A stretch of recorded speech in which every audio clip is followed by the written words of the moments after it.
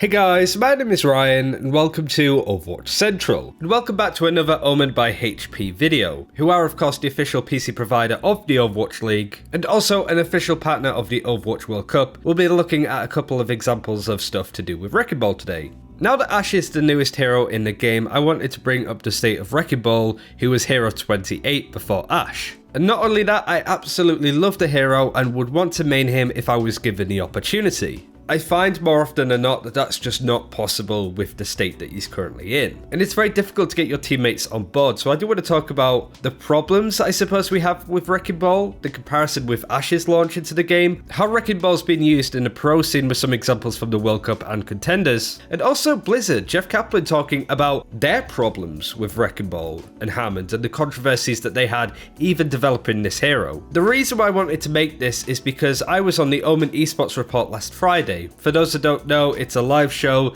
speaking to people not only in the Overwatch scene, but stuff like PUBG, CSGO, anything to do with esports, right? So I was a guest on there and I was asked about stuff like Ashe, Goats Comp, the Overwatch League, the World Cup, and also what was brought up was this question on Wrecking Ball. So I just wanted to play this from the show. If you want to watch my interview and the full show, you can find that in the description below. It's really fun, go watch. But this is just my answer and I'll go into a little bit more detail on why I said what I said.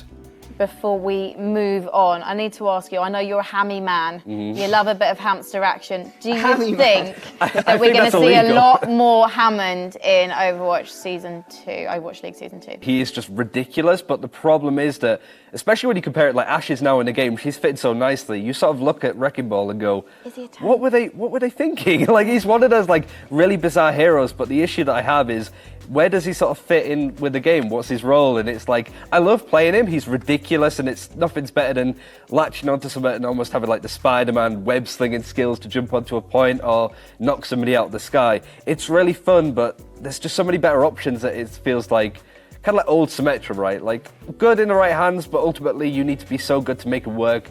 And frankly, a lot of your teammates aren't going to be happy with you picking them. So I just want to know if they're going to do anything about him, but you can't really buff him or change him too much, right? So it's just a bit weird. Ashe's launch into the game was pristine. It could not have been better from Blizzard's perspective. She was on the PTR for about a week, no other hero's been on the PTR for less time, and she went in without any form of changes.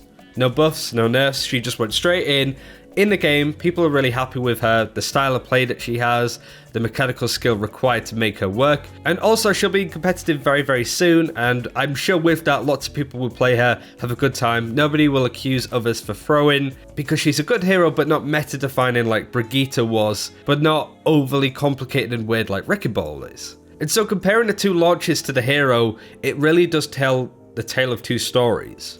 We've done a lot of videos in the past highlighting issues and problems with certain heroes. Often they're underpowered or a certain hero is completely kicking them out of the meta. Or sometimes we've highlighted certain buffs that don't really work in certain ways, right? But this is the most unique problem that I feel Blizzard have in its game, because they have a relatively balanced hero on their hands. He's not underpowered by any stretch of the imagination. Even looking at conversations on competitive Overwatch subreddit, people are saying he is a good hero. But when you look at pick rate and how often he's played in the pro scene, it doesn't really match. Worst heroes in the game have been played more than Wrecking Ball, so why is that? I've boiled it down to a couple of different areas, both with how good he is in the pro scene and how that doesn't really translate over for us, Blizzard's problem, which I'll go on to in a second, and also everything just coming together in a perfect fashion to have a good game on Wrecking Ball. But the first has to do with his role. And no, I don't mean the way that he gets around the map.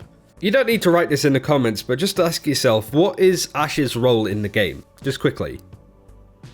It's fairly straightforward, it's to deal damage and kill the enemy, right? Most DPS options have the same sort of thing. Some have different ways of going about it or more subtle ways to do it, for example Sombra or Doomfist being able to CC targets made to freeze them, but ultimately it's about controlling and subduing your enemy in very different ways. Ashe does that by being a really good ADS hero fighting from a distance, being that middle point between close quarters combat and a sniper at the same time. Now what's Wrecking Ball's? It's a little bit more difficult to define. I guess the most correct answer would be to disrupt the enemy, to cause constant issues in the backline and be really difficult to move. But that seems far too specific. In terms of pick rate looking at overbuff, Wrecking Ball is part of the bottom 6 heroes alongside Mei, Sombra, Symmetra, Torbjorn and Bastion. Torbjorn, Symmetra and Sombra all getting changes and going up in popularity, same with Mei, a lot has happened over that time, but still, Wrecking Ball is in and amongst those heroes. In fact, when it comes to pick rate and win rate, he hasn't really gone anywhere, he's just been considered good. Now I want to look at how the pros play him, and this is an Owned by HB video, and you've spotted some of the gameplay being played in the background from some different Hammonds in the Overwatch World Cup finals. There's a huge disparity between the pros and how they play him versus how we play him in our own ranked games. I mean, Fate was playing him for South Korea. The best main tank player in the world was playing this hero a good portion of the time and having a good amount of success with it. Of course, you're seeing that gameplay in the background now. So why does it feel that if you're trying to play him, like for me personally, in Masters or Diamond, or you guys, some of which down into Plat and Gold, it doesn't matter what you do, your team just consider you throwing, and it feels like it's really difficult to get the same use out of. And I think it boils down to Hammond's role, at least how the pros play him, is totally different to how we would play him ourselves. One big complaint that we get when we talk about Annas in the pro scene and stuff is like, this doesn't relate to me, this is the top 1% of players. But the thing that I always find is, even if you're watching ML7 playing top 500 Anna, there's still a lot of stuff that you can take as a gold, silver, or even bronze player from what they do to bring it into your own games and use that information. And of course you can do that with Wrecking Ball with some of the strategies that's been used, but so much of making Wrecking Ball work in your team, when it comes to how the pros play him at least, is so reliant on having your teammates on board. Anna, you can stand in the same positions as ML7, you can do the same sort of things, use the same abilities in the same situations. Wrecking Ball, if you don't have your team backing you up, you will dive in alone, you will die, and your team will flame you for throwing and feeding. That's how it's gone for me, and nothing could be more frustrating. And so many other heroes in the game that require that level of finesse. Doomfist, Sombra. Sombra is a bit of an iffy one, but similar sort of thing, right? Where you have to have that skill and ability to make it work, but if your team aren't following up with you, they will wonder what the hell you're doing, when in reality you can be doing quite a lot. Not to mention you have the whole, is Wrecking Ball a main tank discussion. In the pro scene he is, in our games he just isn't. He's not played in the same way, and so you have this big misconception happening. It's not the same for Reinhardt, right? It's not as if the pros play him in an off-tank position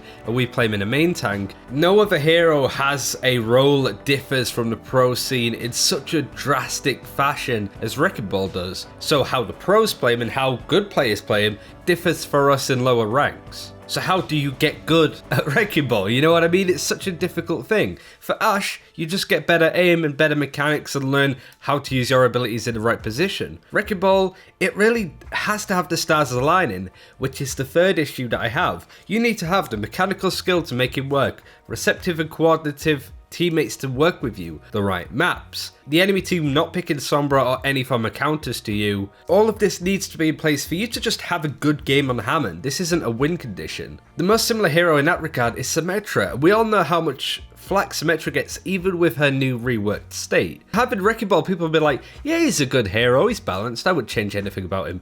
Yet being treated in the same fashion is really weird. It's not so much the problem with Wrecking Ball is that he's bad, because he isn't, he's great. But he doesn't have a distinct role in the game, which makes him really awkward to work out. And as a person that loves his design, I want to know where I can play him. It's very similar to old Brigitte, where she isn't really strong enough to be a support in the 2-2 comp, so she's just added in on top of the other two supports, hence Goat's comp. But now she's gone in a direction that makes her much stronger as a healer, which means that she's not going to be used in this very unique situation that's been meta for so long. So Wrecking Ball needs to be pulled in a direction, I believe, by Blizzard, and just making him in a certain way, but I don't think that's going to be the case. In an interview with Kotaku, Jeff Kaplan spoke about Wrecking Ball and the problems that they had developing him. To quote, Jeff Kaplan said this: Hammond was very controversial on the team, like actual heated debates where we had to calm people down, where we were like, we're not going to ruin Overwatch by introducing this character. Some people literally felt like we might be, we took that very seriously. This was a hero that both from a lore perspective and from a gameplay one, I believe, that Hammond was a very divisive character, right?